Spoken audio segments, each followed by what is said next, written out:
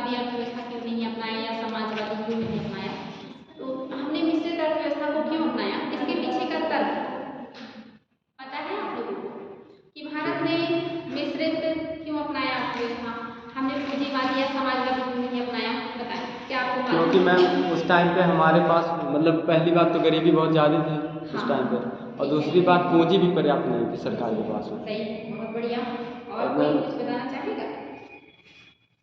संसाधन ये बाबू क्वेश्चन है कि भारत सरकार ने या हमारी गवर्नमेंट ने पूंजीवादी अर्थव्यवस्था या समाजवादी अर्थव्यवस्था ना अपनाया बल्कि मिश्रित अपनाया, ऐसा क्यों किया उन्होंने?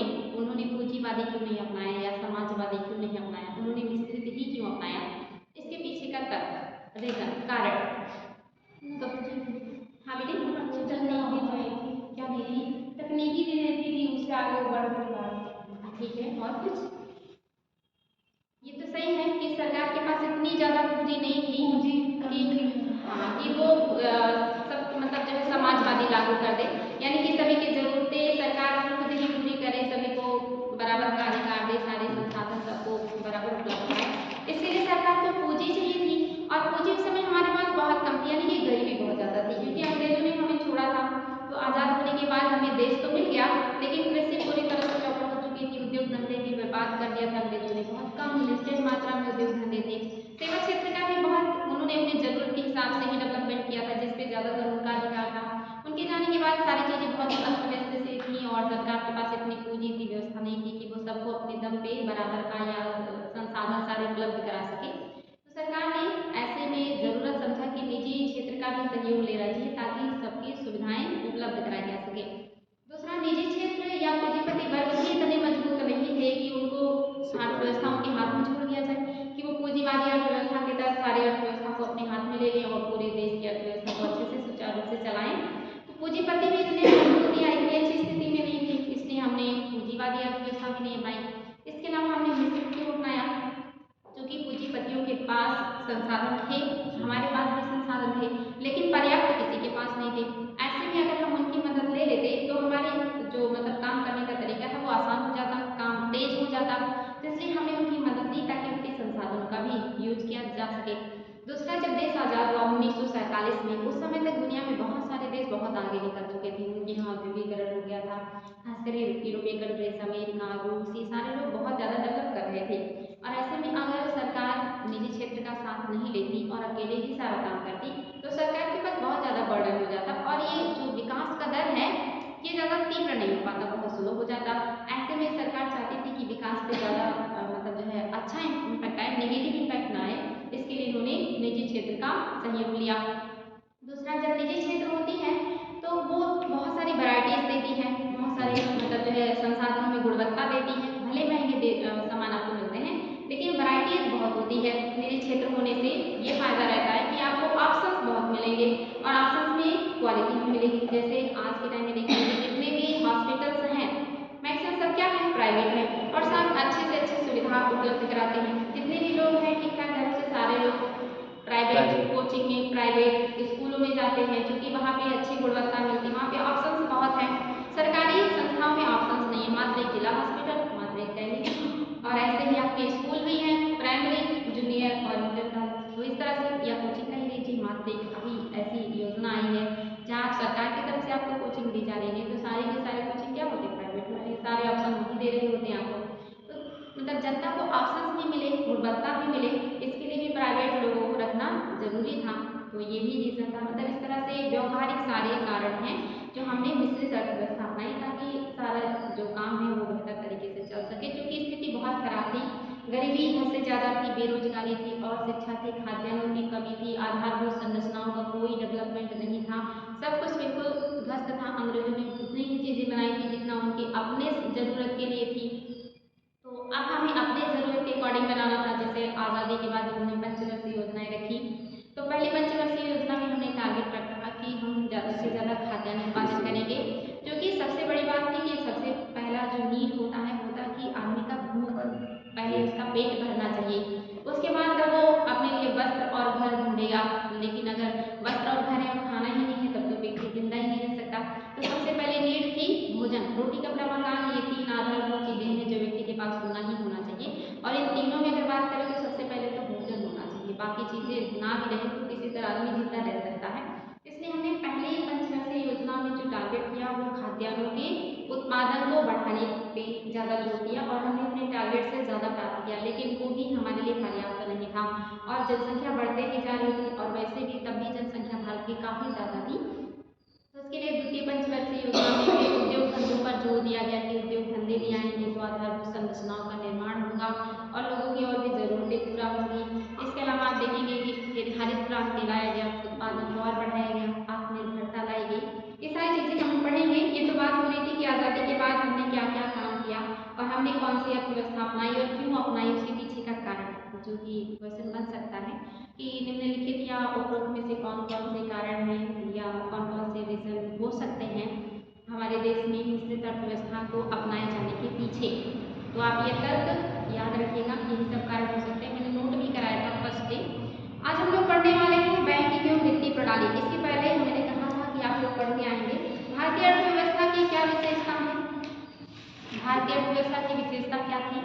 मिश्रित अर्थव्यवस्था है, मिश्रित अर्थव्यवस्था में इससे प्रधान विकासशील, हाँ विकासशील और विकासशील, कृषि प्रधान अर्थव्यवस्था, रटने वाला जैसे तो कुछ भी नहीं है, और निम्न उत्पादन दर, निम्न प्रति व्यक्ति आय, कम राष्ट्रीय इनकम, ये सारी चीजें क्या है? कृषि प्रधान है, श्रम प्रधान है, ये सब क्या है आपके यहाँ की विशेषता है। समस्या क्या है अर्थव्यवस्था की? पूंजी निर्माण में सबसे पूंजी निर्माण बहुत धीमी गति से है। संसाधनों का जो आवंटन है वो भी, हाँ संसाधनों का आवंटन सही तरीके से नहीं हुआ है, सब किसी के पास ज़्यादा और किसी के पास कम, और बेरोजगारी है और शिक्षा है, गरीबी है, और मैम फिर औद्योगिकरण का पिछड़ापन है, असीमित आवश्यकताएं, हाँ असीमित आवश्यकताएं और सीमित संसाधन है, बिल्कुल सही है। तो इस तरह से जनसंख्या भी, हाँ जनसंख्या भी एक बहुत बड़ी समस्या है जिसकी वजह से कहीं ना कहीं सारी चीज़ें प्रभावित होती हैं।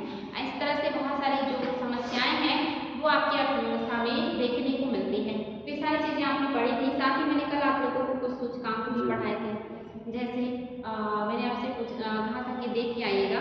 बताएंगे वैश्विक भूख सूचकांक किसके द्वारा जारी किया जाता है? वैश्विक भूख सूचकांक, वर्ल्ड हंगर रिपोर्ट, कौन जारी करता है? नहीं आ रहा है। मानव विकास सूचकांक जो कौन जारी करता है? ह्यूमन डेवलपमेंट इंडेक्स, बताएं।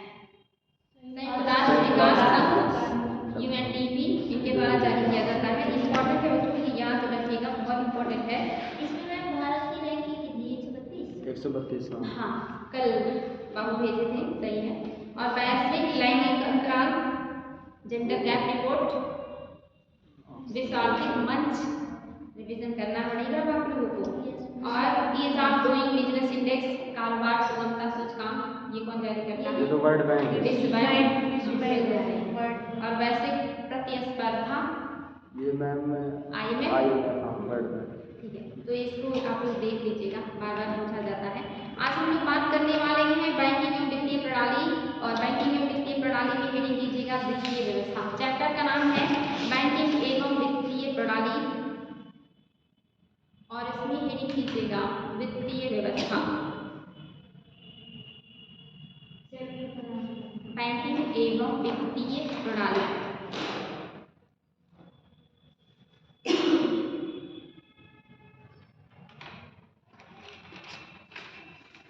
आप हेडिंग कीजिएगा वित्तीय व्यवस्था।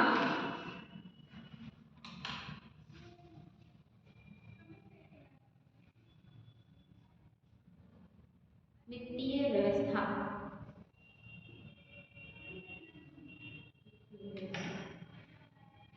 हेडिंग कीजिएगा वित्त क्या है, वित्त क्या है, वित्त क्या है।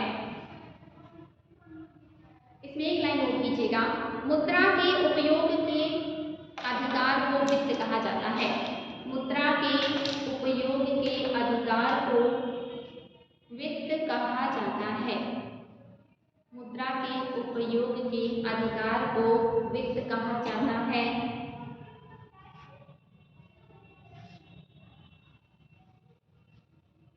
इससे संबद्ध दो प्रमुख परिभाषा, इससे संबद्ध दो प्रमुख पारिभाषिक शब्द इस प्रकार हैं। इससे संबद्ध दो प्रमुख पारिभाषिक शब्द इस प्रकार हैं।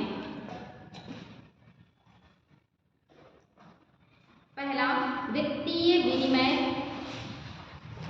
पहला वित्तीय विनिमय। पारिभाषिक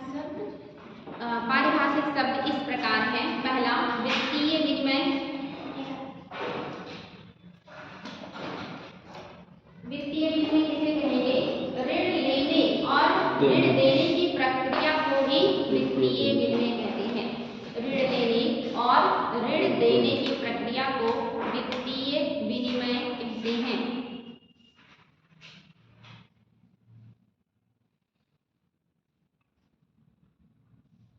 नेक्स्ट वित्तीय बाजार।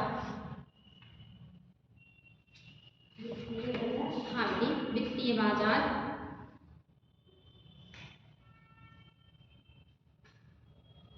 एक ऐसी संस्थागत व्यवस्था जिसमें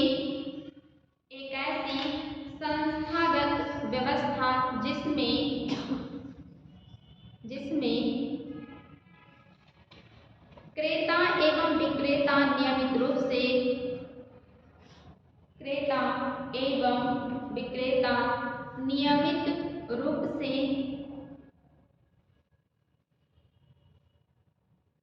वित्त का विनिमय करते हैं, वित्तीय बाजार कहलाते हैं। वित्तीय बाजार कहलाते हैं।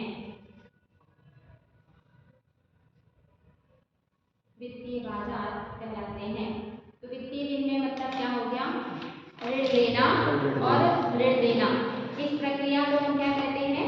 वित्त विनिमय। और वित्तीय बाजार ऐसे संस्था जहाँ पे क्रेता और विक्रेता क्या करते हैं? क्रेता और विक्रेता नियमित रूप से वित्त का विनिमय करते हैं। हाँ, नियमित रूप से इस काम को अंजाम देते हैं, उसे क्या कहते हैं? वित्तीय बाजार कहते हैं। ठीक है, आप नेक्स्ट स्टडी कीजिएगा वित्तीय व्यवस्था का महत्व। वित्तीय व्यवस्था का महत्व।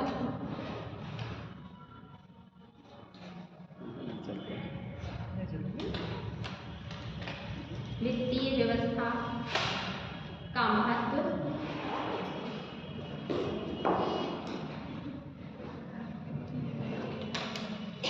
इसमें नोट कीजिएगा पहला पॉइंट, वित्तीय व्यवस्था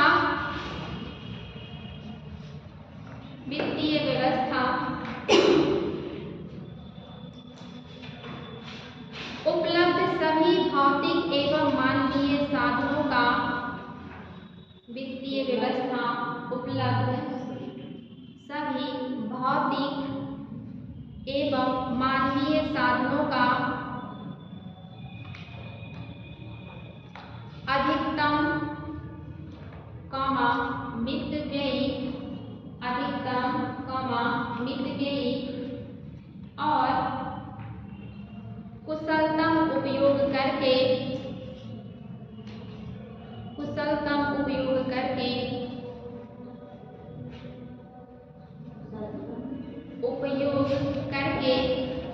लाभ को अधिकतम करने का प्रयास करती है। लाभ को अधिकतम करने का प्रयास करती है।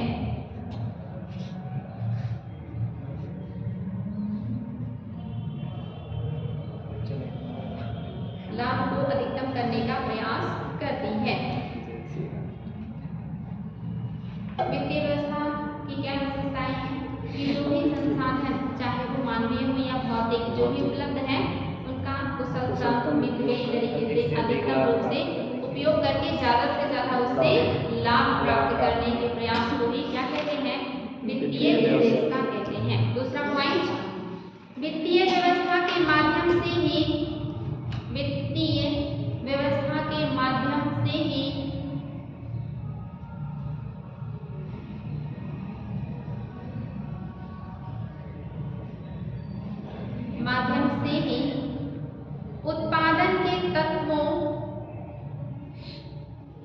उत्पादन के तत्वों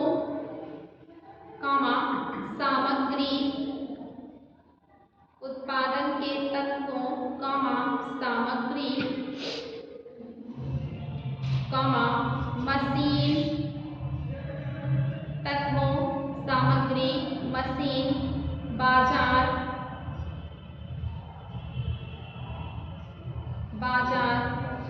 कॉमा श्रम और पूंजी की उपलब्धता संभव हो पाती है। श्रम और पूंजी की उपलब्धता संभव हो पाती है।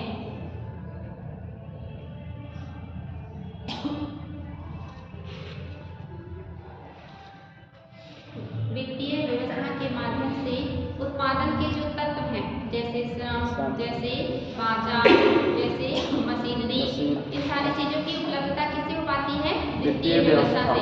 अगर आपके पास वित्त की व्यवस्था ना हो तो क्या आप अपने लिए श्रम या अन्य जो मशीनरी है या अन्य जो चीजें हैं वो प्राप्त कर पाएंगे? नहीं कर पाएंगे।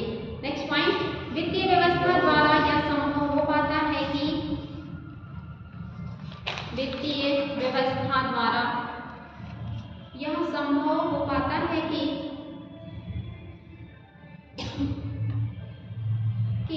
धन का उपयोग कहाँ और किस मात्रा में किया जाए। वित्तीय व्यवस्था के द्वारा यह संभव हो पाता है कि कहाँ और हो पाता है कि धन का उपयोग कहाँ और कितनी मात्रा में किया जाए। धन का उपयोग कहाँ और कितनी मात्रा में किया जाए।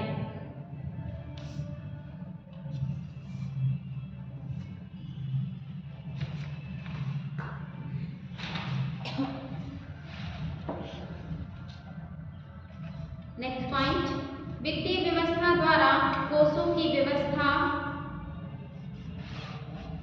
वित्तीय व्यवस्था द्वारा कोषों की व्यवस्था, कोष समझते हैं ना? धन वही। हाँ, धन को संचित करना, उसी को कोष कहते हैं। वित्तीय व्यवस्था द्वारा कोषों की व्यवस्था एवं उसकी वृद्धि, कोषों की व्यवस्था एवं उसकी वृद्धि कहाँ से और कितनी मात्रा में की जाए, कहाँ से और कितनी मात्रा में की जाए, इसका प्रबंध करती है, इसका प्रबंध करती है।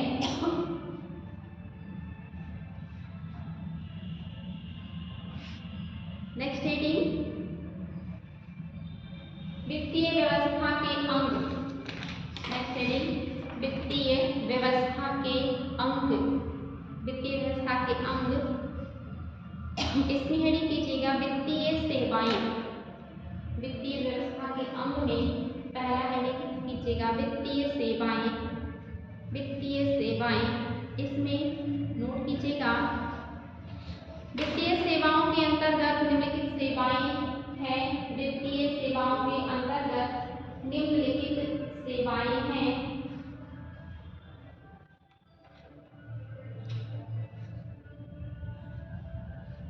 निम्नलिखित सेवाएं हैं। पहला पॉइंट, बैंकिंग सेवाएं तथा वित्तीय संस्थान, बैंकिंग सेवाएं तथा वित्तीय संस्थान। दूसरा पॉइंट, वित्तीय बैंकिंग सेवाएं तथा वित्तीय संस्थान। दूसरा पॉइंट, ऋण राहत या सहायता सेवाएं, ऋण राहत या सहायता सेवाएं, ऋण राहत या सहायता सेवाएं। नेक्स्ट, ऋण उत्पादन और सेवाएं,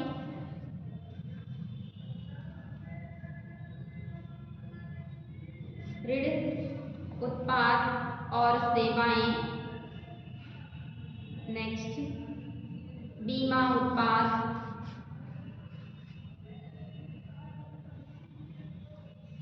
बीमा उत्पाद, पेंशन और सेवाएं, बीमा उत्पाद, पेंशन और सेवाएं। नेक्स्ट, मुद्रा विनिमय, मुद्रा विनिमय, व्यापार और संबंधित सेवाएं, मुद्रा विनिमय, व्यापार और संबंधित सेवाएं। नेक्स्ट, प्रतिभूतियां, आगे से पढ़ाएंगे प्रतिभूतियां क्या होती हैं। प्रतिभूतियां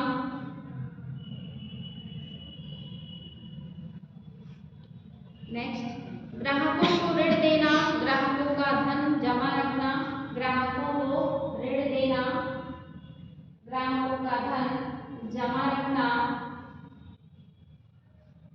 धन जमा रखना, कमा, निधि अंतरण करना,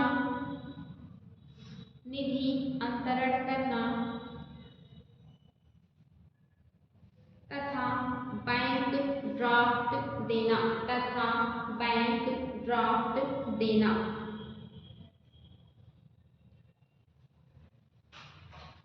नेक्स्ट स्टडी कीजिएगा, वित्तीय संस्थाएं। ये तो है वित्तीय सेवाएं जो आपको वित्त के संबंधी सेवाएं उपलब्ध कराती हैं। नेक्स्ट है वित्तीय संस्थाएं।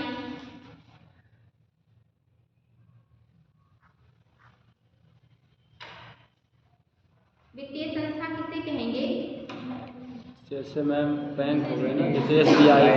बिल्कुल, वे संस्थाएं जो अपने ग्राहकों को पैसा उपलब्ध करा करके उसके काम को करने में उसकी मदद करती हैं, वो सारी वित्तीय संस्थाएं हैं। अब वित्तीय संस्थाएं में जैसे क्या आ जाएगा, सार्वजनिक एवं निजी बैंक, जो गवर्नमेंट का भी हो सकता है और प्राइवेट भी हो सकता है। तो वित्तीय संस्था में पहला है सार्वजनिक एवं निजी बैंक, दूसरा है आपका जीवन बीमा निगम, ये भी आपके पैसे को जमा करती है और आपको बदले में बहुत सारी सुविधाएं देती है। तो सार्वजनिक एवं निजी बैंक, जीवन बीमा निगम, राज्य वित्त निगम,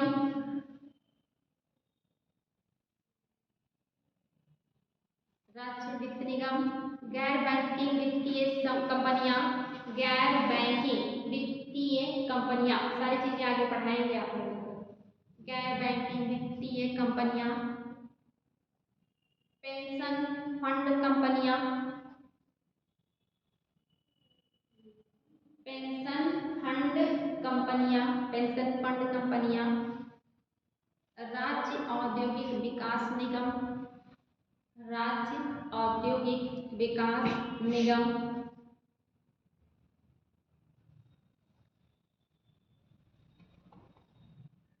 ये सारे आपके क्या हो गए, वित्तीय संस्थाएं हैं जो आपको जरूरत पड़ने पे वित्त उपलब्ध कराते हैं। तो कभी आएगी वित्तीय संस्था किसे कहते हैं, तो इनमें से जो भी नाम मिले कूट में वो आप लोग सही करेंगे। नेक्स्ट स्टडी कीजिएगा, वित्तीय बाजार। वित्तीय बाजार, वित्तीय बाजार के दो प्रमुख अंग हैं। वित्तीय बाजार इसमें लिखिएगा, वित्तीय बाजार के दो प्रमुख अंग हैं। पहला है मुद्रा बाजार, दूसरा है पूंजी बाजार। पहला है मुद्रा बाजार और दूसरा है पूंजी बाजार।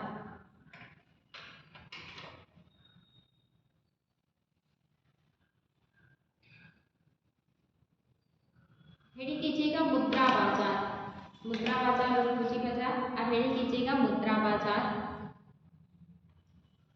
मुद्रा बाजार ऐसा बाजार है जहां, मुद्रा बाजार ऐसा बाजार है जहां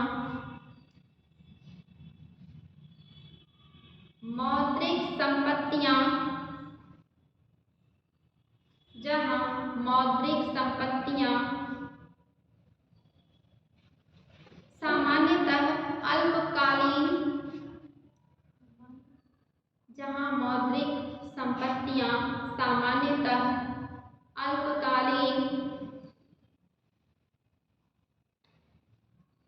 या 1 वर्ष से कम अवधि के लिए व्यवहार में लाई जाती हैं। अल्पकालीन या 1 वर्ष से कम अवधि के लिए व्यवहार में लाई जाती हैं, लाई जाती हैं। मुद्रा बाजार के द्वारा ही, मुद्रा बाजार के द्वारा ही RBI, मुद्रा बाजार के द्वारा ही भारतीय रिजर्व बैंक तरलता की मात्रा नियंत्रित करता है। मुद्रा बाजार के द्वारा ही RBI या रिजर्व बैंक ऑफ इंडिया या भारतीय रिजर्व बैंक तरलता की मात्रा को नियंत्रित करती है।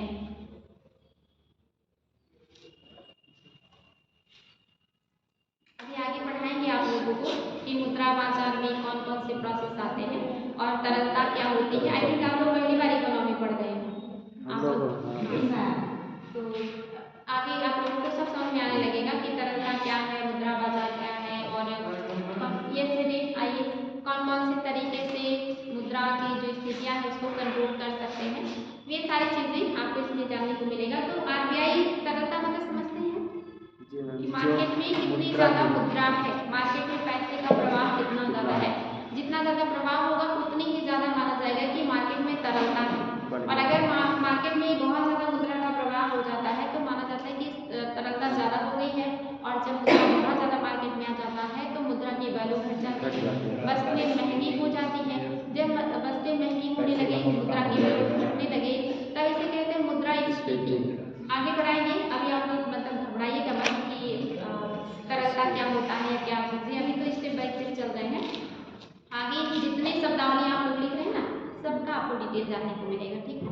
तो अब इतना समझिए कि ये जो वित्तीय मुद्रा जो प्रणाली है, इसके द्वारा आपकी जो शीर्ष गवर्नर बॉडी है, यानी कि आपकी बैंकों का बैंक आरबीआई, यही मुद्रा को कंट्रोल करने का काम करती है। सरकार भी करती है, लेकिन सबसे ज़्यादा जो भूमिका निभाता है वो निभाता है आरबीआई। मार्केट में मुद्रा कितनी जानी है, कितनी रहनी है, कितना खींचना है, ये सारा कौन डिसाइड करता है, आरबीआई करता है। और कुछ हद तक सरकार भी इसमें हेल्प करती है। ये आगे हम लोग पढ़ेंगे, फिर आप लोगों को सारे प्रोसेस समझ में आ जाएगा। आपने लिखा कि मुद्रा बाजार में, आपने एक पैरा लिखा, दूसरा नेक्स्ट लिखिएगा पॉइंट, भारतीय अर्थव्यवस्था में भारतीय रिजर्व बैंक को शीर्ष स्थान प्राप्त है। भारतीय अर्थव्यवस्था में आरबीआई को शीर्ष स्थान प्राप्त है।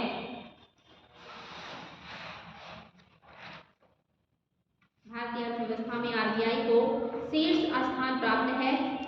यह मुद्रा बाजार में तरलता को नियंत्रित करने के साथ साथ, यह मुद्रा बाजार में तरलता को नियंत्रित करने के साथ साथ, यह मुद्रा बाजार में तरलता मतलब मुद्रा की मात्रा को नियंत्रित करने के साथ साथ ऋण की उपलब्धता को प्रभावित भी करता है। तरलता को नियंत्रित करने के साथ साथ ऋण की उपलब्धता को प्रभावित भी करता है। इसलिए ऋण की उपलब्धता को भी प्रभावित करता है, इसलिए मुद्रा बाजार में आरबीआई की प्रमुख भूमिका होती है। इसलिए मुद्रा बाजार में आरबीआई की प्रमुख भूमिका होती है।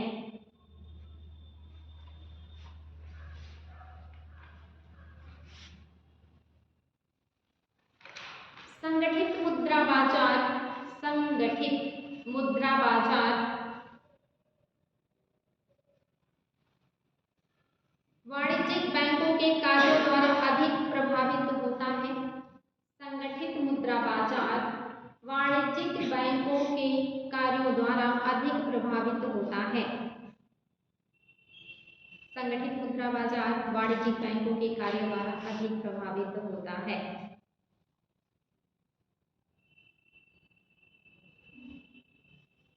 सोच रहे हैं संगठित क्या है मुद्रा बाजार और असंगठित मुद्रा बाजार। संगठित मुद्रा बाजार का मतलब है कि जिसपे सरकार का, जिसपे आरबीआई का कंट्रोल होता है, जो आरबीआई के थ्रू होते हैं, जिनको लाइसेंस आरबीआई देता है, जिनको पैसे आरबीआई उपलब्ध कराता है, जिनके पास पैसे की मात्रा ज़्यादा है तो आरबीआई खींचता है, कम है तो उनके पास ज़्यादा उपलब्ध कराता है। ये उनको दिशा निर्देश देता है, कंट्रोल रखता है, सब कुछ करेगा तो आरबीआई। वो कौन सा क्षेत्र हो गया, संगठित। लेकिन कुछ ऐसे भी क्षेत्र हैं जो आदिकाल से चले आ रहे हमारे यहाँ, जो मुद्रा के लेन देन को प्रभावित करते हैं, उसे असंगठित क्षेत्र कहते हैं, जिसमें आरबीआई का कोई कंट्रोल नहीं होता। जैसे सेठ, महाजन, साहूकार, रिश्तेदार, दोस्त, इनके साथ भी तो हम पैसा लेन देन करते हैं। सेठ, महाजन और साहूकारों के हम सूद पे पैसा ले लेते हैं, उनके ऊपर आरबीआई का कोई कंट्रोल नहीं होता। और ऐसे मुद्रा बाजार को क्या कहेंगे, असंगठित मुद्रा बाजार, जो कि उनके यहाँ भी मुद्राएं जमा हो रही हैं, मुद्राएं लोगों को दी जा रही हैं, सूद वो भी लेते हैं। और मैक्सिमम जो लोग पढ़े लिखे नहीं होते, या जहाँ पहले बैंकों का विस्तार नहीं था, या जहाँ जागरूकता की कमी थी, ऐसे क्षेत्रों के लोग अभी भी ऐसे लोगों से ही पैसा ले लेते हैं, भले ही वो ज़्यादा उनको सूद पे करना पड़े। तो ये आज भी भारत के बहुत सारे क्षेत्रों को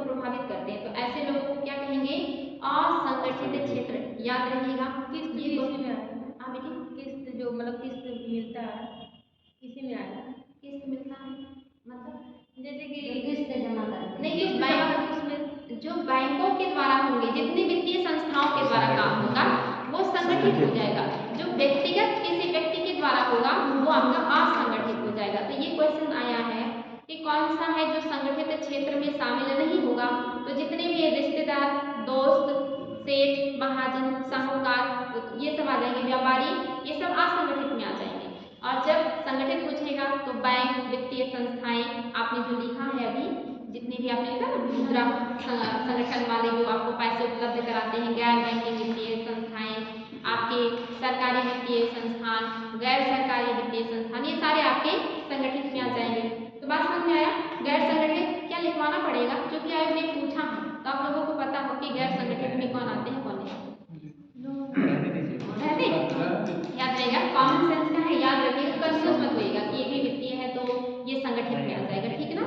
ठीक है, गैर संगठित में याद रखिएगा कौन कौन आ जाते हैं, बोल दे रही हूँ एक बार। देसी बैंकर्स, देसी बैंकर्स मतलब हो गया श्रेष्ठ, जिनको श्रेष्ठ ही संस्कृत में कहते हैं, सेठी भी कहते हैं, सेठ भी कहते हैं, चेट्टी भी कहते हैं, महाजन कहते हैं, ग्रामीण साहूकार कहते हैं, और बाकी जो आपके रिश्तेदार, दोस्त हो जाते हैं, ये सभी आ जाते हैं। नेक्स्ट हेडिंग कीजिएगा पूंजी बाजार। ये आपने मुद्रा बाजार के बारे में लिखा। नेक्स्ट है आपका पूंजी बाजार।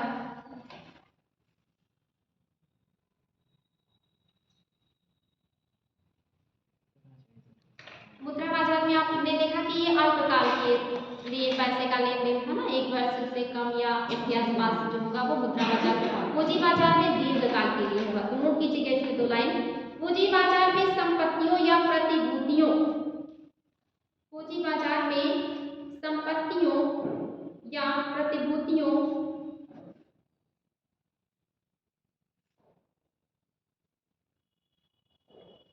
को मध्यम या दीर्घकाल, मध्यम या दीर्घकाल ब्रैकेट में 1 वर्ष से अधिक, मध्यम या दीर्घकाल ब्रैकेट में 1 वर्ष से अधिक ब्रैकेट बंद के लिए व्यवहार में लाई जाती है। पूंजी बाजार में संपत्तियां या प्रतिभूतियां मध्यम या दीर्घकाल ब्रैकेट में 1 वर्ष से अधिक ब्रैकेट बंद के लिए व्यवहार में लाई जाती है। बात समझ में आया? मुद्रा बाजार में 1 वर्ष से कम के लिए वित्तीय जो भी लेन देन चलेगी वो होगा, और आपका पूंजी बाजार में क्या आएगा?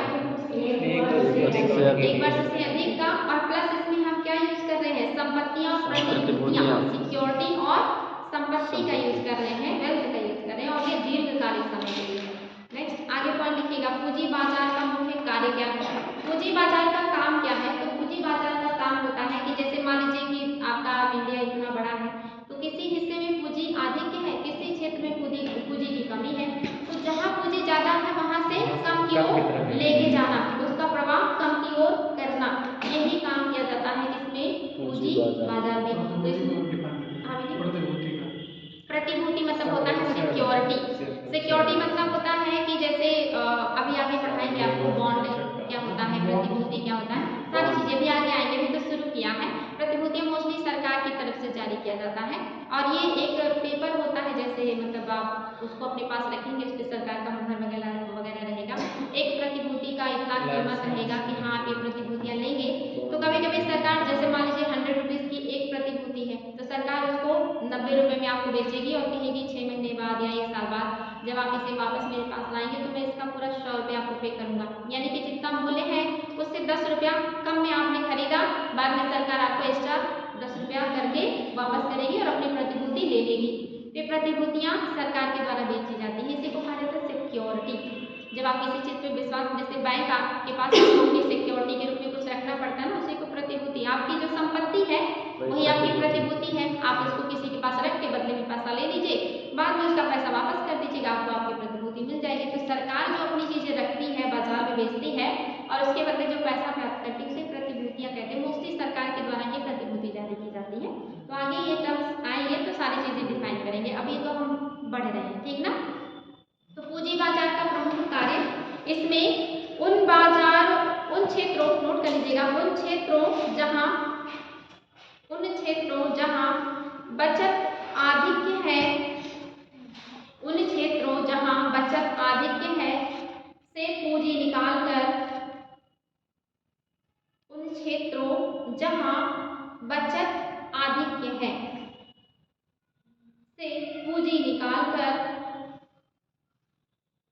पूंजी निकालकर उन क्षेत्रों तक पहुंचाना जहां बचत की मांग है, जहां पर बचत की मांग है।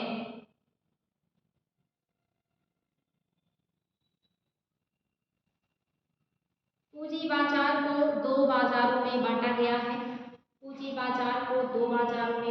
है। एक प्राथमिक पूंजी बाजार तथा द्वितीयक पूंजी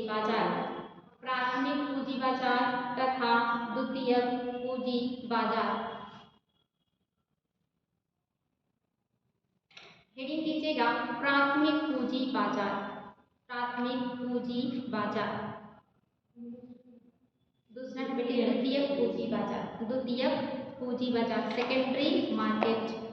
तो प्राइमरी मार्केट या प्राथमिक बाजार।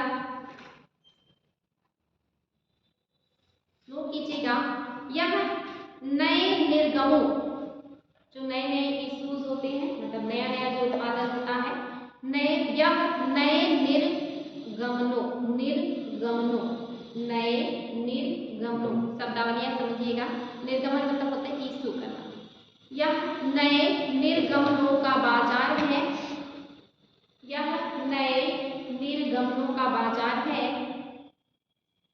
पूंजी बाजार का वह अंग है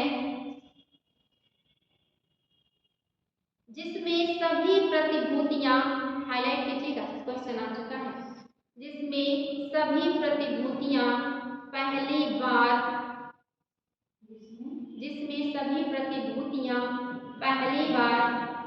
बाजार में बिकने आती हैं।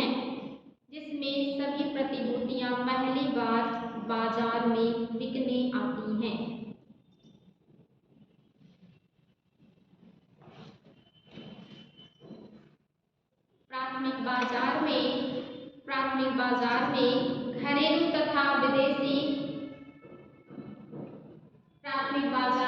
घरेलू तथा विदेशी दोनों ही प्रकार के फंड की उगाही रिपीट कर दे रहे हैं। प्राथमिक बाजार में घरेलू तथा विदेशी दोनों ही प्रकार के फंड की उगाही हो सकती है।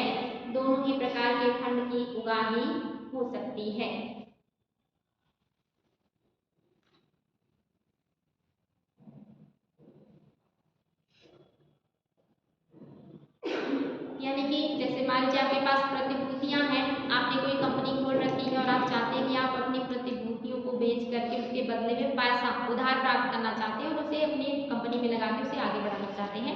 तो पहली बार जो प्रतिभूतियां बेची जाती हैं वो मार्केट कौन सा होता है? प्राथमिक बाजार। और यहाँ पे इंडियंस और विदेशी दोनों अपनी प्रतिभूतियों को बेच करके पैसा प्राप्त कर सकते हैं। पैसा उगाही मतलब पैसा निकालना, पैसा प्राप्त करना। तो पहली बार जब कोई अपना कहीं पे बेचता है तो वो मार्केट प्राइमरी होता है, जहाँ पे लोग फर्स्ट बार बेचते हैं और अपने लिए ऋण प्राप्त करते हैं अपने प्रतिभूतियों के बदले में। वो हो गया आपका प्राथमिक या प्राइमरी।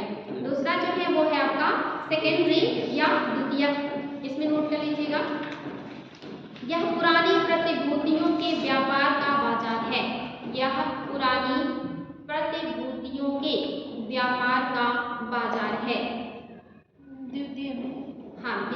द्वितीयक बाजार या सेकेंडरी बाजार में यह पुरानी प्रतिभूतियों, ओल्ड सिक्योरिटीज के व्यापार का बाजार है।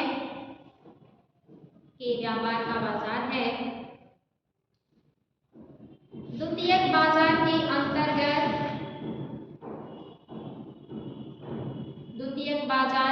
अंतर्गत स्वीकृति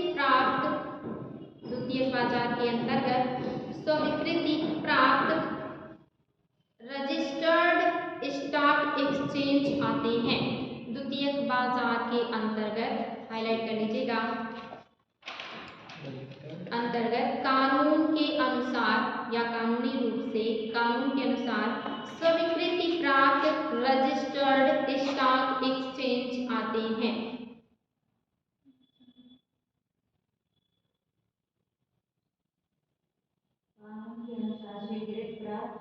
स्वीकृति प्राप्त रजिस्टर्ड स्टॉक आते हैं, स्टॉक एक्सचेंज आते हैं, स्टॉक एक्सचेंज आते हैं।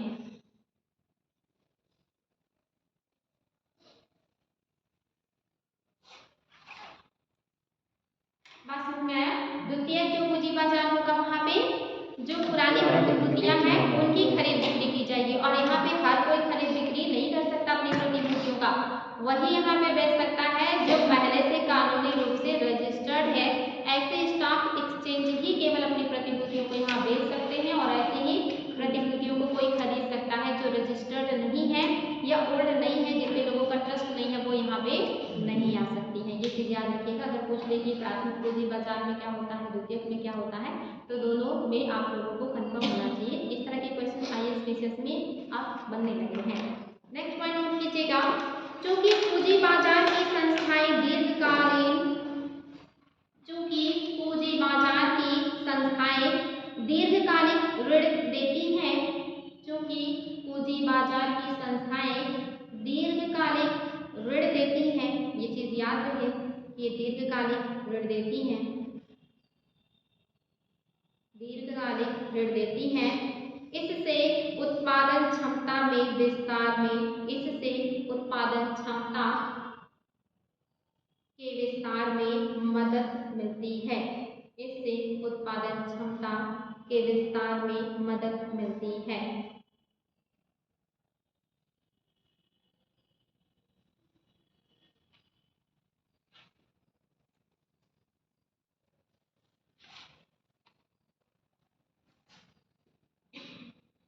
तो बताएं, अगर अल्प विकसित देश है तो उसके लिए मुद्रा बाजार ज्यादा अच्छा है या पूंजी बाजार ज्यादा अच्छा है? अगर क्वेश्चन आ जाए कि अल्प विकसित देश के लिए पूंजी बाजार ज्यादा सुटेबल है या मुद्रा बाजार ज्यादा सुटेबल है? मुद्रा बाजार। क्यों? क्वेश्चन है कि अगर कोई विकासशील देश है, मान लीजिए कोई या फिर अल्प विकसित देश है, मतलब बहुत पिछड़ा है, किसी अल्प विकसित देश के लिए पूंजी बाजार ज्यादा बेहतर है या मुद्रा बाजार? पूंजी। पूंजी, सबका उत्तर पूंजी ही आ रहा है। किस आधार पर बता रहे हैं? मुद्रा बाजार। मुद्रा बाजार या पूंजी बाजार बताएं। पूंजी बाजार ज्यादा अच्छा है और क्यों अच्छा है? पूंजी बाजार में जैसे किसी को समय मिल जाएगा, अगर अल्प विकसित है तो उसको समय मिलता है तो प्रेशर कम रहता है। जैसे आपने अभी लिखा ना कि पूंजी बाजार में जो दीर्घकालिक उधार है वो दीर्घकाल के लिए मिलेगा और कोई पिछड़ा है तो उसको अपना विकास करने के लिए ज्यादा समय चाहिए ना, तो उसको ज्यादा समय मिल जाएगा अपना विकास करने का और फिर वो जब ज्यादा समय पाएगा तो विकास करके फिर उस पैसे को वापस कर पाएगा। अब वो बहुत पिछड़ा है, उसके पास कुछ भी नहीं है, उसे कम समय के लिए पैसा देंगे तो उतना जल्दी वो काम नहीं कर सकता। तो ये क्वेश्चन अगर आ जाए कि विकसित देश के लिए कौन सा ज्यादा अच्छा है, तो मुद्रा बाजार, क्योंकि वो तत्काल काम करते, उन्हें तुरंत पैसा चाहिए, तुरंत अपनी टेक्नोलॉजी उनकी बनी है उसमें लगाएंगे, इन्वेस्ट करेंगे, कुछ नया बनाएंगे, फटाफट उससे मुनाफा कमाएंगे। लेकिन जो बहुत पीछे है उसके लिए पूंजी बाजार ज्यादा अच्छा है क्योंकि वो दीर्घकाल के लिए ऋण उपलब्ध कराते हैं। चलिए आगे। अगर अल्प विकसित रहेगा तो प्रतिभूतियां भी तो उस देश के पास में रहेगी।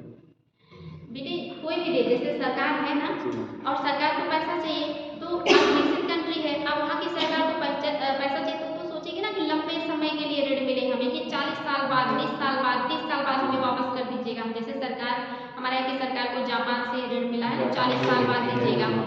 तो जब ऐसे देशों को लंबे समय के लिए मिल जाता है तो उन्हें कोई हेडेक नहीं रहता कि 40 साल बाद देखेंगे कि क्या करना है, तब तक आराम से विकास करते हैं। लेकिन पता लगेगा कि 2-3 साल बाद देना है तो फिर जल्दी जल्दी विकास करें, कैसे करें, ऐसा रहता है और इतनी जल्दी हो नहीं पाता, क्योंकि भाई जो गरीब है वो इतनी जल्दी थोड़ी अपनी गरीबी दूर कर लेगा, उसको तो गरीबी दूर करने में समय लगेगा। बात समझ में आई बेटी? अब बात करेंगे मुद्रा क्या है, बताएं मुद्रा क्या है? What is money? मुद्रा क्या है? मुद्रा विनिमय का माध्यम है। हाँ, विनिमय का एक माध्यम है, खरीद बिक्री का एक माध्यम है, एक ऐसा पदार्थ है जिस पर गारंटी होती है कि आप उस पर अंकित जितना मूल्य है उसके मूल्य के बराबर आप कोई भी वस्तु या सेवाएं मार्केट से प्राप्त कर सकते हैं, उसे को मुद्रा कहते हैं। तो मुद्रा का इतिहास भी काफी प्राचीन है। जैसे पहली बार मुद्रा का उल्लेख कहाँ देखने को मिलता है इतिहास में अगर जाएं तो पहली बार मुद्रा इतिहास में आप कहाँ मुद्रा शब्द सुनते हैं? एंशिएंट हिस्ट्री में पढ़ा है, हड़प्पा सभ्यता। पहली बार मुद्रा शब्द का प्रयोग हड़प्पा सभ्यता में देखने को मिलता है, लेकिन वहाँ सामान खरीद बिक्री के लिए यूज नहीं होता था, बल्कि वस्तुओं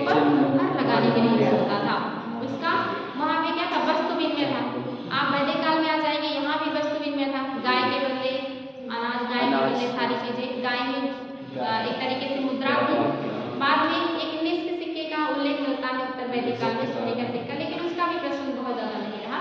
उत्तर वैदिक काल के बाद 6वीं शताब्दी तक में बड़े पैमाने पर आहत मुद्राएं छापी गई। उसके बाद से मुद्रा व्यवस्था चली। मौर्यों ने सबसे ज़्यादा मुद्रा की ढलाई करी और इन्होंने बड़े पैमाने पर अधिकारी भी नियुक्त किए और सबको वेतन भी दिया। तो मुद्रा का इतिहास काफ़ी प्राचीन है, लेकिन मुद्रा का शुद्ध रूप से उपयोग जो है वो 6वीं शताब्दी ईसा पूर्व से शुरू हुआ। इसके पहले वस्तु विनिमय चलता था। तो वस्तु विनिमय में क्या, जैसे आपके खेत में बहुत ज़्यादा धान हुआ तो आप चाहते हैं उसके बदले में गेहूँ प्राप्त कर ले, तो ऐसे व्यक्ति को ढूंढिए जिसके पास गेहूँ अतिरिक्त हो और उसे धान चाहिए, फिर उससे लोग चेंज कर लेते थे। मार्केट में लोग अपनी अपनी वस्तुएं लेकर के आते थे और फिर वहाँ एक दूसरे से जिसको जो जरूरत होती थी बदल लेते थे। लेकिन इससे आसानी का मतलब काम आसान नहीं होता था। जैसे आप पैसा लेके गए किसी भी दुकान पे, कुछ भी गए, पैसा दिए, सामान लेके आ गए, लेकिन आपको सामान चाहिए तो आप अपना सामान लीजिए, फिर वैसे सामान वाले को ढूंढिए जिसके पास वो चीज़ एक्स्ट्रा हो जो आपको चाहिए और उसे वही चाहिए जो आपके पास हो। तो ये बड़ी जटिल प्रक्रिया हो जाती थी। तो धीरे धीरे करके जो राजा लोग, क्योंकि राजा ही तक सरकार थी, गवर्नमेंट थी, वही सब कुछ होते थे, तब उन्होंने सिक्का मतलब जो है ढालना शुरू किया। और शुरुआत में इसलिए जितने भी सिक्के ढाले गए वो सारे धातु के ढाले गए, क्योंकि शुरू से ही धातुओं की वैल्यू थी हमारे जीवन में, हम धातुओं को लेना पसंद करते थे। इसलिए पहले जो भी सिक्के बने ज़्यादातर सोने के, चांदी के, ताकि लोग उसको लें और उसका मूल्य जितना उस पर अंकित होता था उसका वजन भी उसी कारण होता था कि अगर उस पर 1 रुपया अंकित है तो अगर वो 1 रुपये का सामान आपको मिलेगा ही मिलेगा। अगर आप उस सिक्के को गलाते हैं तो आपको 1 रुपये की धातु भी उससे मिल जाएगी। तो उस पर अंकित जो मूल्य होता था उसमें लगे हुए धातु के बराबर होता था वो, तो इसलिए वो वजनी भी होते थे। कई कई ग्रेन के बनाए जाते थे, जैसे आप देखेंगे शेरशाह सूरी ने 175 ग्रेन का चांदी का सिक्का, 360 या समथिंग ग्रेन का सोने का सिक्का, इस तरह से दाम चलाया था उन्होंने 360 ग्रेन का। तो ये काफ़ी वजनी होते थे ताकि लोग उस पर ट्रस्ट करें, नहीं तो वो आपको सामान ही नहीं देंगे, कहेंगे कि इतने मूल्य का है ही नहीं, भारी नहीं है ये। तो इसलिए भारी धातुओं के सिक्के चलाए गए ताकि लोगों को सामान खरीदने में आसानी हो, सहूलियत हो। लेकिन बाद में अंग्रेजों के टाइम में जब आए तो कौन से सिक्के आ गए, अभी आपके यहाँ कागज की मुद्राएं आ गई। पहली बार मोहम्मद बिन तुगलक ने सांकेतिक मुद्रा चलाया था इतिहास में। और सांकेतिक मुद्रा का मतलब समझते हैं, आभासी मुद्रा क्या होता है?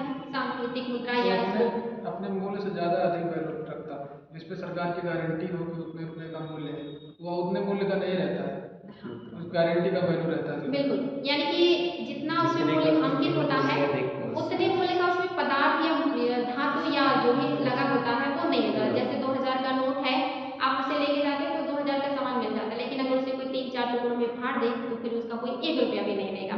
यानी कि अंकित मूल्य उसमें लगे हुए पदार्थ से ज़्यादा का होता है, इसीलिए उसको कहते हैं ये संकेत है मुद्रा का, लेकिन ये मुद्रा नहीं है। मुद्रा नहीं है बल्कि केवल मुद्रा होने का संकेत है। इसमें सरकार की गारंटी है, अगर आप उसे नहीं एक्सेप्ट करेंगे तो आपको सजा हो जाएगी, तो मजबूरी है एक्सेप्ट करना। इस तरह से धीरे धीरे करके हमारे यहाँ कागज की मुद्राएं चल पड़ी। और कागज की मुद्राएं लाने के पीछे रीजन था कि धातु धीरे धीरे कम होने लगा, क्योंकि जनसंख्या बढ़ने लगी, ज़्यादा से ज़्यादा डिमांड, लोग उसको गहने के रूप में ज़्यादा यूज करना चाहते हैं, अन्य चीज़ों में ज़्यादा यूज करना चाहते हैं। और धातु में घिसावट होता है, क्योंकि वो साफ होते हैं, सबसे तन्य सोना ही होता है, उसके बाद चांदी, और घिसावट भी इसमें बहुत ज़्यादा होता है, तो समय के साथ उसमें घिसावट ह्रास भी आता है। तो और इसको लोग डंप भी कर लिया करते थे। मोहम्मद बिन तुगलक के समय में देखिए जब सांकेतिक मुद्राएं चली तो जितनी भारी धातु की मुद्राएं थी सारी उन्होंने डंप कर लिया और नकली मुद्राएं जारी कर दी। तो ये समस्या हो गई। देखिए नकली मुद्रा जारी करने की समस्या उसमें नहीं होता, रियल मुद्रा में नकली मुद्रा कभी कोई जारी नहीं कर सकता, क्योंकि वो वेटेड होता है।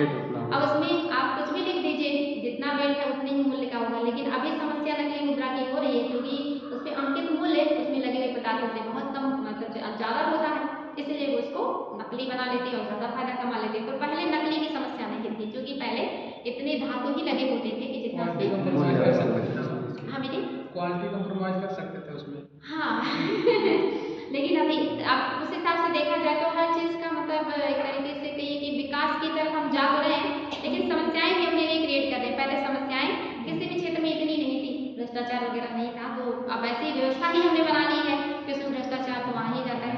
तो मुद्रा क्या है व्यवहारिक रूप से तो आप सभी को पता है। इसमें 2 लाइन लिख लीजिए आप लोग, मतलब ऑफिशियल लैंग्वेज में अगर बताना चाहें। मुद्रा अर्थव्यवस्था का आधार होती है, मुद्रा अर्थव्यवस्था का आधार होती है, जिसके जरिए वस्तुएं एवं सेवाएं, मुद्रा अर्थव्यवस्था की आधार होती है, जिसके जरिए वस्तुएं एवं सेवाएं खरीदी एवं बेची जाती हैं। वस्तुएं एवं सेवाएं खरीदी एवं बेची जाती हैं।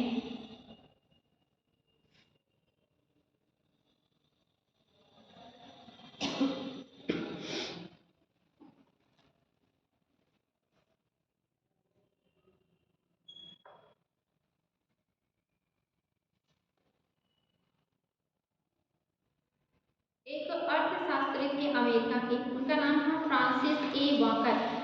इन्होंने कहा कि मुद्रा वह है जो मुद्रा का कार्य करे। अगर कभी क्वेश्चन बन जाए कि किस विद्वान का कहना था कि मुद्रा वह है जो मुद्रा का काम करे, तो ये किसने कहा है? फ्रांसिस वॉकर ने, जो कि एक अमेरिकी वैज्ञानिक हैं या कहिए कि अर्थशास्त्री हैं। इन्होंने कहा कि फ्रांसिस वॉकर इन्होंने कहा कि मुद्रा वह है जो मुद्रा का कार्य करे। अब नेक्स्ट है हेडिंग मुद्रा के कार्य। मुद्रा के क्या काम है? अगर ये क्वेश्चन आ जाए कि मुद्रा के कार्य कौन से हैं या कौन कौन से हैं, कोड की सहायता से उत्तर दीजिए। तो पहला आप इसमें बताएंगे कि मूल्य का मापक। मुद्रा क्या है? मूल्य का मापक है। आप मुद्रा में ही किसी वस्तु या सेवा के मूल्य का माप करते हैं कि मेरी वस्तु या ये वस्तु इतने मूल्य की है, ये सेवा इतने मूल्य का। जैसे आप कहीं कोचिंग करना चाहते हैं तो भाई आपको इतने में क्लास मिलेगी, लाइब्रेरी इतने में मिलेगी, तो क्या उसका मूल्य आंकने का जरिया, मतलब वस्तु और सेवाओं का जो मूल्य है वो मुद्रा में मापा जाता है। तो मुद्रा क्या है? मूल्य मापक है। पहला इसमें लिखिएगा मूल्य का मापक। अगर याद रहे तो अच्छी बात है, नहीं तो एक लाइन लिख सकते हैं, मुद्रा ही वह इकाई है जिसके रूप में मुद्रा ही वह इकाई है जिसके रूप में सभी वस्तुओं और सेवाओं के मुद्रा ही वह इकाई है जिसके रूप में सभी वस्तुओं और सेवाओं के मूल्य की सभी वस्तुओं एवं सेवाओं के मूल्य की माप की जाती है। सभी वस्तुओं एवं सेवाओं के मूल्य का माप की जाती है। मुद्रा ही वह इकाई है। नेक्स्ट हेडिंग है विनिमय का माध्यम। मुद्रा और क्या है? विनिमय का माध्यम। विनिमय का मतलब क्या है? खरीद बिक्री करना, लेन देन करना। तो विनिमय का माध्यम है मुद्रा। आप किसी को कुछ बेचेंगे तो बदले में पैसा लेंगे, आप किसी से कुछ खरीदेंगे तब भी उसे पैसा देंगे। तो ये क्या हो गया? विनिमय का माध्यम क्या होता है? मुद्रा। तो दूसरा है विनिमय का माध्यम। इसमें अगर मन हो तो एक लाइन लिख सकते हैं, मुद्रा विनिमय या भुगतान के माध्यम का कार्य करती है। मुद्रा विनिमय या भुगतान के माध्यम का कार्य करती है। मुद्रा विनिमय या भुगतान के माध्यम का कार्य करती है।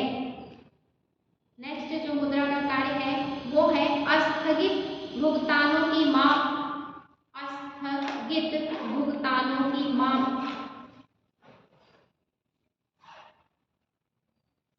इसमें नोट कीजिएगा, मुद्रा से भविष्य में होने वाले भुगतानों की इकाई का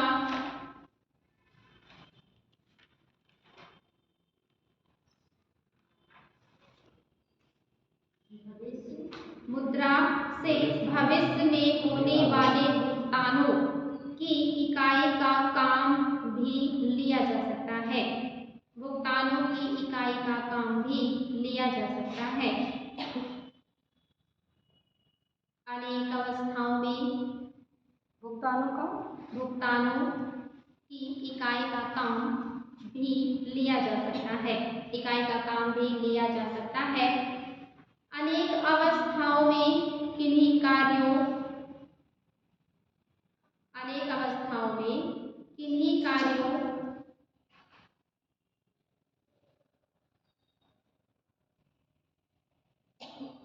का भुगतान बहुत बाद में होता है। किन्हीं कार्यों आदि का भुगतान बहुत बाद में होता है, जैसे कि पेंशन,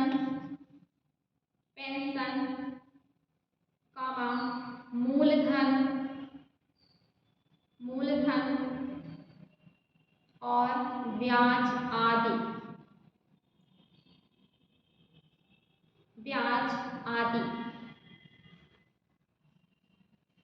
बात समझ में आया कि मुद्रा जो है स्थगित भुगतान के लिए भी होता है। जैसे हम इतने समय के बाद आपका मूलधन आपको वापस कर देंगे, तो ये भी क्या हो गया, आने वाले समय में जो आपको भुगतान किया जाएगा उसके लिए भी मुद्रा का यूज किया जाता है। नेक्स्ट है मूल्य का संचय। मूल्य का संचय, नेक्स्ट जो कार्य है मुद्रा का वो है मूल्य का संचय। मूल्य के संचय का अर्थ है धन का संचय। मूल्य का संचय या मूल्य के संचय का अर्थ है धन का संचय। जब मुद्रा को मूल्य की इकाई, जब मुद्रा को मूल्य की इकाई और भुगतान का माध्यम, मूल्य की इकाई और भुगतान का माध्यम मान लिया जाता है,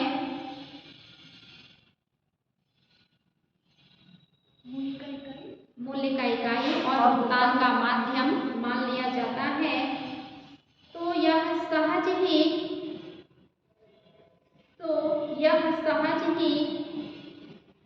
मूल्य के भंडार का कार्य भी करने लगती है। तो यह सहज ही मूल्य के भंडार का कार्य भी करने लगती है।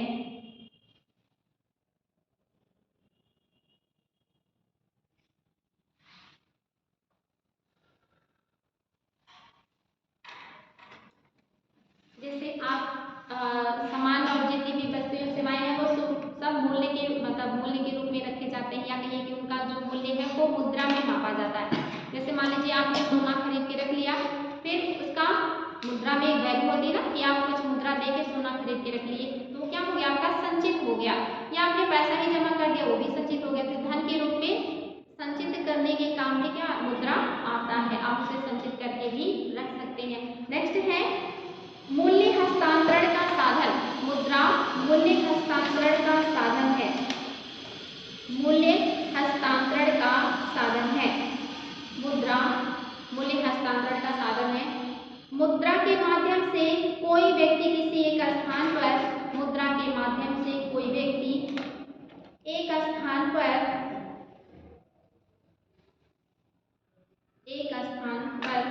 या कोई व्यक्ति किसी एक स्थान पर अपनी संपत्ति बेचकर, कोई व्यक्ति किसी एक स्थान पर या किसी स्थान पर अपनी संपत्ति बेचकर किसी अन्य स्थान पर संपत्ति खरीद सकता है। किसी एक स्थान पर अपनी संपत्ति बेचकर किसी अन्य स्थान पर संपत्ति खरीद सकता है। तो मुद्रा क्या हो गया, हस्तांतरण का माध्यम भी हो गया। उसने अपनी यहाँ जमीन को बेच दिया, पैसा प्राप्त किया और कहीं जा करके जमीन को खरीद लिया उस पैसे से, तो क्या हो गया, स्थानांतरण का काम भी कर दिया उसने संपत्ति को यहाँ से वहाँ प्राप्त करने में। नेक्स्ट है साख का आधार। साख का आधार, साख अभी पढ़ेंगे आप लोग। साख मीन्स होता है बैंक वगैरह में जो खाता वगैरह नहीं खुलवाते हैं, वही होता है साख, जिसे शाखा कहते हैं ना। जिसके पास जितना पैसा उतना साख उतना मजबूत, यानी कि उसके लोगों का विश्वास उतना ज्यादा मजबूत, किसी को साख कहा जाता है, ट्रस्ट। तो साख का माध्यम, आपने क्या लिखा हेडिंग, साख का आधार। मुद्रा साख का आधार है। मुद्रा साख का आधार है। वर्तमान में साख पत्रों का प्रयोग, वर्तमान में साख पत्रों, साख पत्र मतलब जैसे जो आप लोगों को मिलता है ना चेक वगैरह, चेक बॉन्ड, जी मैम, उसके बदले में आपको पैसे मिल जाते हैं, वही मुद्रा साख का आधार है। वर्तमान में साख पत्रों का प्रयोग, वर्तमान में साख पत्रों का प्रयोग मुद्रा की ही तरह होता है। साख पत्रों का प्रयोग मुद्रा की ही तरह होता है, जैसे चेक होता है, ड्राफ्ट होता है, विनिमय बिल होते हैं, ये सब क्या होते हैं, साख पत्र कहे जाते हैं। जिससे आपको पैसा प्राप्त हो, जो आपको पैसा देने की गारंटी दे, वो सब क्या हो जाते हैं, साख पत्र हो जाते हैं। और जिसके पास जितना ज्यादा पैसा, उसकी साख उतना ही मजबूत, उसके ऊपर लोगों का ट्रस्ट उतना ही ज्यादा। नेक्स्ट हेडिंग मुद्रा के स्वरूप एवं प्रकार। मुद्रा के स्वरूप एवं प्रकार।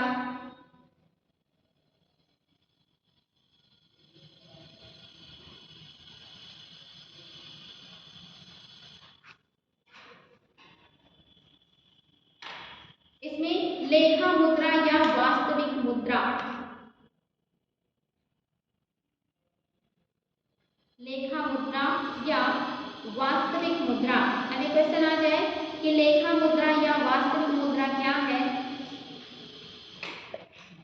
तो लेखा मुद्रा या वास्तविक मुद्रा, हर देश की एक लेखा मुद्रा या वास्तविक मुद्रा होती है। जैसे भारत का क्या है, रुपया है, अमेरिका का डॉलर है, जापान का येन है, और आपके चाइना का रेनमिनबी काफी ज्यादा फेमस है, आभासी मुद्रा है ये। तो हाँ, तो ये जो मुद्राएं हैं ये सब कैसी मुद्राएं हैं, वास्तविक मुद्रा या लेखा मुद्रा, जिसकी गारंटी वहाँ की सरकार लेती है और जिस मुद्रा के बदले आपको वस्तुएं और सेवाएं बहुत आसानी से मिल जाती है, उसको कोई लेने से मना नहीं कर सकता, वो आधिकारिक मुद्रा होती है। ऐसी मुद्रा को लेखा मुद्रा या वास्तविक मुद्रा कहते हैं। तो क्या इसमें लिखना पड़ेगा आप लोगों को? नहीं। ठीक है, नेक्स्ट है वैधानिक मुद्रा। तो वैधानिक मुद्रा का मतलब जो सरकार की तरफ से जिस मुद्रा को परमिशन मिला हो, चाहे वो 1 रुपए से लेकर के 2000 का नोट हो, अगर सरकार ने उसको आदेशित किया है, सरकार का उस पर साइन है, सरकार उसको अनुमति देती है, तो कैसा मुद्रा होगा वो? वैधानिक। और जिसपे सरकार की गारंटी नहीं होगी वो मुद्राएं अवैधानिक होगी। तो वैधानिक मतलब सरकार की तरफ से वो प्रमाणित हो। नेक्स्ट है आपका ऐच्छिक मुद्रा या साख मुद्रा।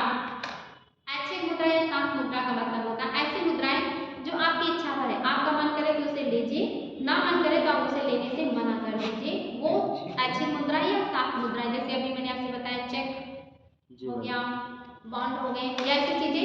आपको कोई अगर चेक दे रहा है और आप नहीं लेना चाहते चेक, तो आप मना कर सकते हैं कि मैं चेक नहीं लूंगा। लेकिन अगर आपको कोई 10-10 का नोट दे रहा है तो आप मना नहीं कर सकते उसको लेने से, क्योंकि उसको आपको लेना पड़ेगा, वो एक वैधानिक मुद्रा है। और जो चेक वगैरह है ये साख मुद्रा, आपके साख पर डिपेंड करेगा कि आपके चेक को लोग कितना वैल्यू करेंगे, आपके चेक के ऊपर लोग ट्रस्ट करेंगे या नहीं करेंगे। जैसे जब कोई व्यक्ति करोड़पति होता है तो 5 लाख का चेक किसी को भी साइन कर दे, वो व्यक्ति तुरंत रख लेगा, क्योंकि उसे पता है कि ये बहुत पैसे वाले व्यक्ति है तो इनका चेक कहीं भी चल जाएगा। लेकिन कोई आप लोग किसी को दे देते चेक साइन करके,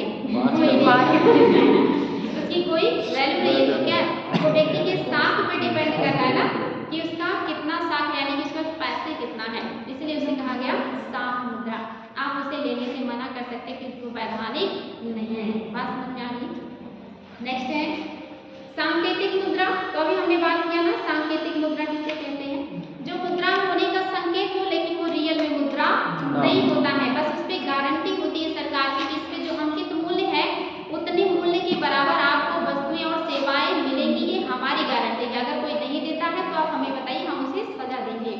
यानी कि उस पे अंकित मूल्य के बराबर उसमें धातुएं या पदार्थ नहीं लगे होते हैं, उसमें लगे पदार्थ या धातुओं की अपेक्षा उस पर जो अंकित मूल्य है वो अत्यधिक होता है या ज्यादा होता है, ऐसे मुद्राओं को कहते हैं सांकेतिक मुद्रा।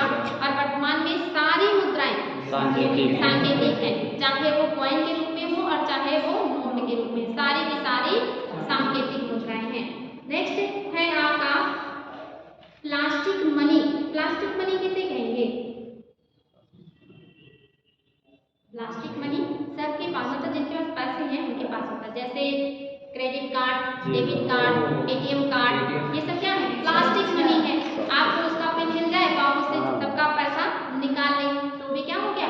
मनी ही हो गया एक तरह से, बस उसका कोड मिलना चाहिए तो वो प्लास्टिक मनी है जो आपके पास प्लास्टिक के रूप में रहता है, उसी को कहते हैं प्लास्टिक मनी। याद रखिएगा, प्लास्टिक मनी में आपके डेबिट कार्ड, क्रेडिट कार्ड ये आ जाते हैं आपके प्लास्टिक कार्ड। मैं वो प्लास्टिक की तरह रहता भी तो है।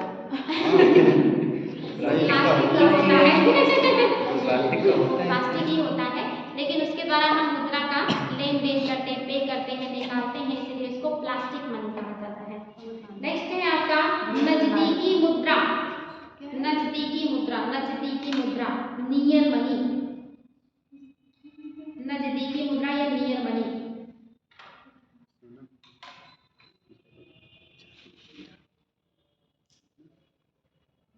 अब बताइए नजदीकी मुद्रा किसे कहते हैं? मुद्रा के करीब वैल्यू होते हैं, जैसे मुद्रा के करीब में ही उसका वैल्यू है। जो मैम हम लोग रखे रहते हैं हम लोग नहीं होते घर जो आप लोग के पास है? हाँ नहीं घर के लोग रखे रहते नहीं, हैं। ऐसा नहीं। और ले किसको ले सकते हैं जो आर्टिफिशियल है, मैम जो आप जो वर्चुअली है। नहीं मैम, जो वस्तु के रूप में जैसे सोना चांदी है। हाँ वही तो मैम कह रहा है, जो घर में रखा रहता है मतलब सोना चांदी सबके पास रहता है। हाँ, घर में भी रहता है बच्चा। हाँ। ये कहने का मतलब है कि वो चीजें जिसे आप मार्केट में लेके जाए और तुरंत आपको, जैसे अब आप अपना कोट लेके जाइए, किसी से कहिए इसको लेके पैसा दे दीजिए, तो कोई लेगा क्या? आप ये अपना जूता चप्पल लेके जाइए जो पहने हैं, कह दीजिए इसको लेके इसके बदले पैसा दे दीजिए, कोई लेगा? नहीं देगा, जबकि वो उसमें भी लगा है। जी। लेकिन अगर आपने सोना 10,000 का अंगूठी कान का कुछ भी पहना है और आप उसे लेके जाए तो तुरंत रख लेंगे सुनार वाले और तुरंत उतने तौलेंगे, तुरंत आपको पैसा दे देंगे। बस आप किसी सुनार की दुकान पे पहुंचनी चाहिए। तो जो वस्तुएं आपको तत्काल मुद्रा में मतलब कन्वर्ट करने में आसानी हो, जिसके बदले में आपको मुद्रा आसानी से मिल जाए, तत्काल मिल जाए, वही हो गया आपका नजदीकी मुद्रा या रियल मनी। ये याद रखिएगा, जिसके बदले आसानी से आपको पैसा प्राप्त हो, जैसे सोना चांदी, ये आपका ये नहीं कि जो आपके पास है वो हीरा मोती होता है। ठीक ना। नेक्स्ट है आपका है गर्म मुद्रा, हॉट मनी। गर्म मुद्रा या हॉट मनी, ये क्या है बताइए? हॉट मनी या गर्म मुद्रा किसे कहेंगे? ऑप्शन दे दे मैम। हाँ मैम ऑप्शन दे दीजिए, हम बता देंगे। ऑप्शन दे दीजिए। रुपया, डॉलर, येन या सभी? सभी है।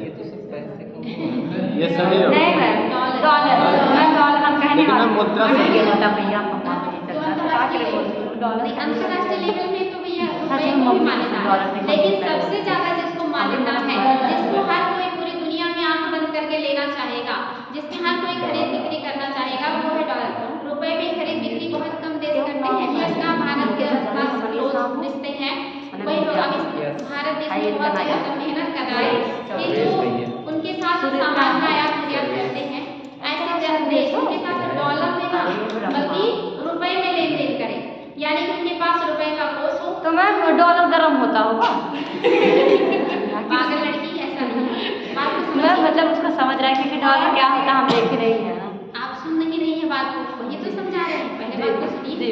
तो बात हो रही है कि ऐसी मुद्रा जिसमें शीघ्र पलायन करने की क्षमता हो। शीघ्र पलायन मतलब जो एक जगह से दूसरी जगह जल्दी चला जाए, आसानी से ट्रांसफर हो जाए। लोग जिसको लेना आसानी से ट्रांसफर कौन होगा? जिसको लोग पसंद करेंगे। लोग उसी को ना अपने घर पार्टी में बुलाते हैं जिसको पसंद करते हैं, जिसको नहीं पसंद करेंगे उसे नहीं इनको पार्टी में इनवाइट नहीं करना है। ऐसे अंतर्राष्ट्रीय मार्केट में लोग सामान की खरीद बिक्री करते हैं और सभी देश की अलग अलग मुद्राएं हैं। तो उन अंतर्राष्ट्रीय मार्केट में कौन सी मुद्रा में लोग आसानी से सामान को खरीदना बेचना पसंद करते हैं, या कौन सी मुद्रा पे ज्यादा विश्वास करते हैं, या कौन सी मुद्रा को ज्यादा लेना पसंद करते हैं? तो वो कौन है? Dollar, US dollar. तो इसलिए डॉलर को सबसे गर्म मुद्रा कहा जाता है, यानी कि जो आसानी से पलायन हो जाए, जिसका ज्यादा डिमांड हो, जिसको लोग आसानी से लेना पसंद करें। हालांकि डॉलर के मार्केट को तोड़ने का प्रयास जापान ने भी बहुत किया, लेकिन जब एक बार कोई छा जाता है ना, तब फिर वो आसानी से या इतनी जल्दी नहीं हटता। भारत भी इस प्रयास में लगा हुआ है कि जैसे उनके अपने खास रिश्ते वाले देश हैं, उनको रुपए का कोष दे दे और फिर अपने रुपए में उनके मतलब जो है सामान की खरीद बिक्री करे, रुपए में खरीद बिक्री हो, ताकि डॉलर का जो इतना ज्यादा आतंक है, मतलब इतना ज्यादा जो महंगाई है, डॉलर जिसकी डिमांड बढ़ती है उसकी महंगाई बढ़ जाती है, उसकी वैल्यू बढ़ जाती है। तो डॉलर की कीमत भी देखिए दिन प्रतिदिन बढ़ते जा रहा है, रुपए वगैरह की वैल्यू बढ़ते जा रही है उसके सामने। इसीलिए अब बात हो रही है कि अपने जो विश्वास पात्र दोस्त हैं, जानने वाले देश हैं, उनके साथ रुपए में सामान की खरीद बिक्री, सेवाओं की खरीद बिक्री होनी चाहिए। तो हॉट मनी का मतलब समझ में आ गया कि जो शीघ्र पलायन करने की क्षमता रखती हो, जिसका ज्यादा डिमांड हो, जो आसानी से दूसरी जगह चली जाती है, जहाँ फायदा उधर ही उसका ज्यादा से ज्यादा पलायन हो जाएगा। ये क्या हो गया? हॉट मनी हो गया। इसमें एक ही को रखेंगे। जैसे डॉलर सबसे ज्यादा है, उसके बाद फिर यूएई भी है। हाँ, बाकी आपका यूरो है और भी जो मुद्राएं, हाँ युआन है, ये सब है। यानी कि जिन देश के व्यापार वगैरह ज्यादा अच्छे हैं, जिनका टेक्नोलॉजी ज्यादा अच्छा है, जिनके वस्तुओं का डिमांड ज्यादा है, उन्हीं की मुद्रा में खरीद बिक्री ज्यादा होगी। तो डॉलर सबसे ज्यादा है, ये तो फर्स्ट मैंने एक मुद्रा बताई जिससे ज्यादातर लोग परिचित होते हैं, बाकी उसके बाद आ जाएंगे। मतलब उसको गर्म मुद्रा श्रेणी में रखेंगे कि नहीं रखेंगे? रखेंगे, बिल्कुल रखेंगे। अब जैसे यहाँ पे क्या होता है ना कि अब आयोग इस तरह से भी पूछा नहीं कि कौन कौन सी मुद्राएं हैं जो गर्म, वहाँ पे तो डेफिनेशन पूछेगा कि गर्म मुद्रा मतलब क्या है, जिसमें शीघ्र पलायन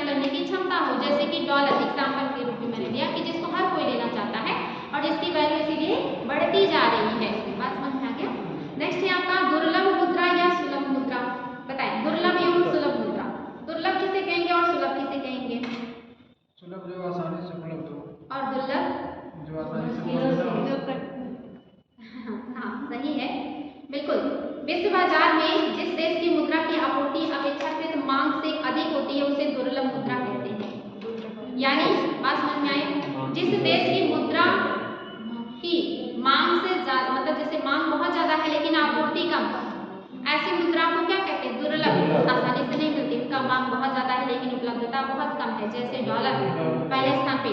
इसके अलावा आप ले सकते हैं आप डॉलर के अलावा भी, जैसे पॉन्ड हो गया, ब्रिटेन का पॉन्ड है, और यूरोपीय संघ का यूरो है। ये सब आपके दुर्लभ मुद्राएं हैं और गैर मुद्राओं में भी आएंगे।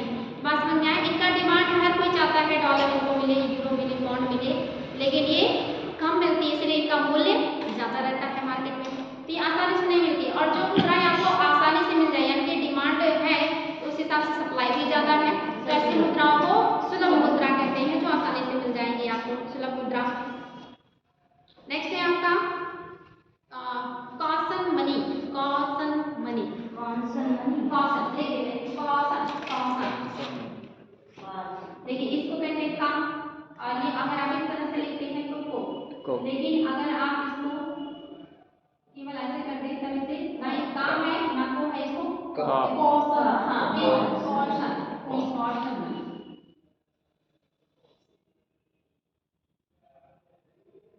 कॉशन मनी क्या बताएं?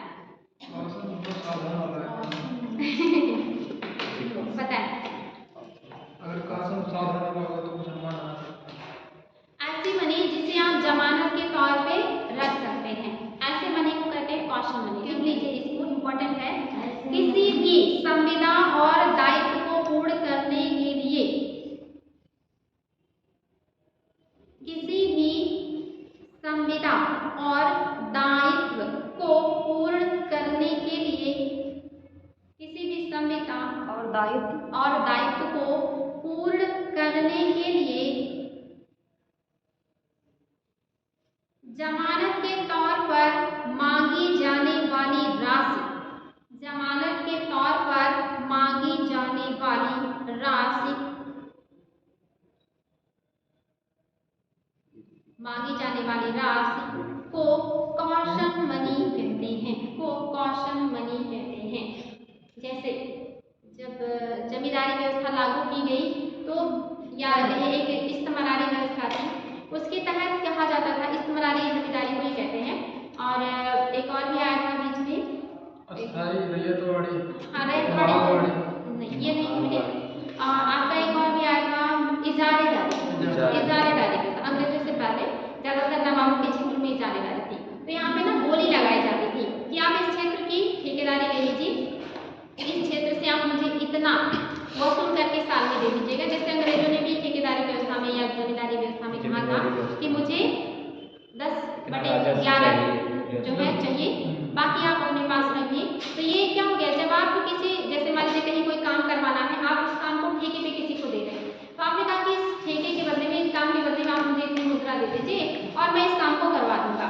तो जो संविदा उस काम के बदले में आपको जो मनी दी गई वो क्या हो गया? आपका कॉशन मनी। बात समझ में आया? ये संविदा के तो मैम किसी भी मतलब व्यक्ति से अगर करार किया जाए तो वहाँ भी ये हो जाएगा, मतलब किसी करार चीज को के लेकर बदले में जो मिलेगा वही हो जाएगा कॉशन मनी। जैसे मैम में जमा होता है वही जमानत करता है। जैसे जमानत में हाँ कोई बिल्कुल बिल्कुल बिल्कुल, वो भी कॉशन मनी है। हाँ बिल्कुल, जहाँ पे आप शर्त के, लेकिन मैम उसमें मतलब मनी आए, कोई भी करार किया है तो उसमें मनी आए तभी होगा ना, कि ऐसे बस बातों से ना मनी की तो कोई करार ही नहीं करेगा, काम के बदले या सेवा के बदले पैसे तो आप मिलेगा ही मिलेगा।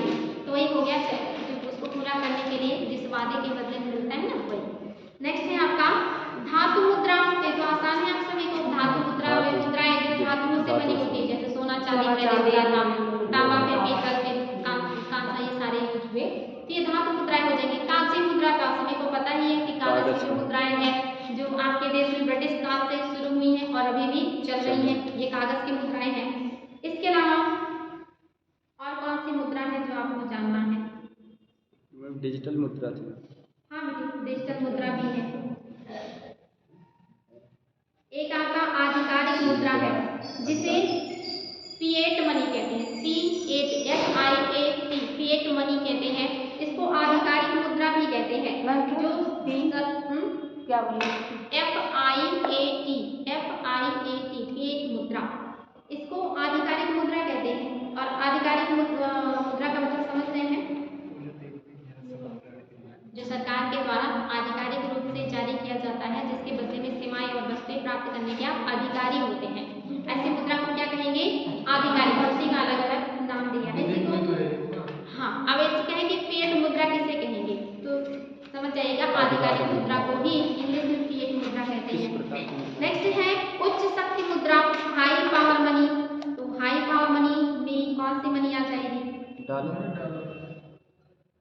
हाँ आ जाएगी। इसके अलावा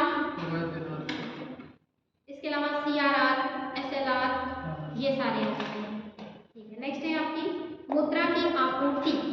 मुद्रा की आपूर्ति कहने का मतलब है कि जो RBI है वही मुद्रा की आपूर्ति करती है बैंकों में भी, और बैंकों के थ्रू फिर आ जाता है अर्थव्यवस्था यानी कि मार्केट में।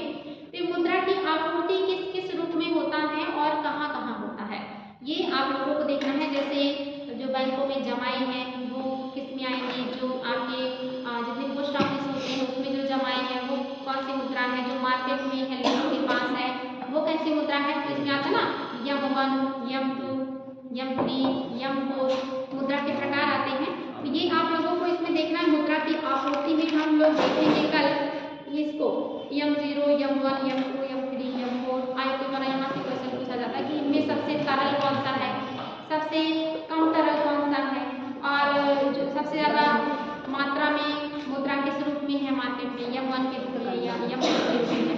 तो ये टॉपिक हम लोग कल देखेंगे। ठीक है, आप लोग इसको थोड़ा रिविजन करिएगा। अगर कोई दिक्कत नहीं हो आज की क्लास में या कल की क्लास में तो आप